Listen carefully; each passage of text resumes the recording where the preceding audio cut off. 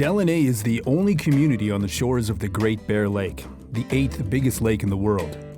About 550 people live in Deline, 95% of them are Aboriginal. The people of Deline still speak their language and live their culture and traditions every day. The Deline First Nation is one of 5 Saulteaux-Dene First Nations who signed the regional Saulteaux-Dene and Métis Comprehensive Land Claim Agreement in 1993. They have been working to achieve self-government ever since. Today, Deline said yes by voting 449 times. March 12, 2014 was a historic and emotional day in Deline NWT. The road to this moment was a long and challenging one. Deline has been negotiating a self-government agreement for 18 years. But we didn't want to make any mistakes along the way. We had to make sure everything we negotiate is done right.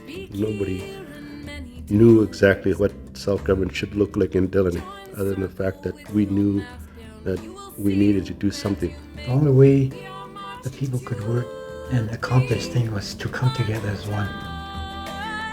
For the people of Deline, self-government is as much about reclaiming their past as it is about creating a better future. There are a few important things the Deline Self-Government Agreement will do. Right now we have the Charter Community, the Band Council, and we have the Deline Land Corporation. All of those will cease to exist, and they'll all find themselves under the new Deline government. When we transfer over, everybody's going to be working for one government, one community, one people.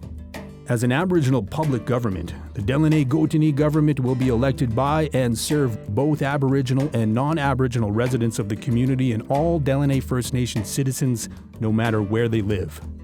Our leaders wanted to make sure that Aboriginal component of governance is front and center. By governing yourselves in the community, we have more control over our own funding, control over our own language, our own culture. Self-government will give the Deline government the powers and tools it needs to strengthen Deline culture, as well as the local economy. When I created an economy before, when I talked about economy, everybody was trapping, everybody was hunting, everybody was busy. Now our economy is, we're lucky if we have 30% people working in town. It will bring decision-making closer to the community and ensure decision-makers are accountable to those who elect them. We've built mechanisms in the government where the new government would have to put in place rules and regulations dealing with disclosure, conflict of interest, making sure that we're accountable. The Deline government will be able to count on stable, predictable funding from governments. Most federal taxes and GST paid by people in Deline will go to the Deline government. And over time, as the government increases its capacity to generate its own revenue, it will be expected to fund more of its own operations. We'll also be able to make investments in and outside the community of Deline. Oil and gas, we have tourism, we have fishing, we have big game outfitting. There's a lot of different ways that we can raise revenue. The people of Deline believe that self-government will make positive change possible for their community and their people.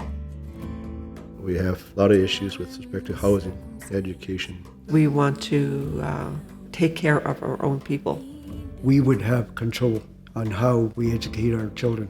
We're able to say what programs we need to provide the best possible education for our children, whether it's teaching English, teaching North Slavey.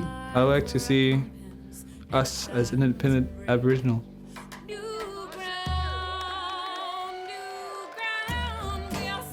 Self-government is a historic achievement for this generation of leaders and a legacy for generations to come. It would be nice to die peacefully without worrying about our kids. In the end, if this agreement can make my children work with other children and benefit together and help one another and share, then I think that's the most important thing for me.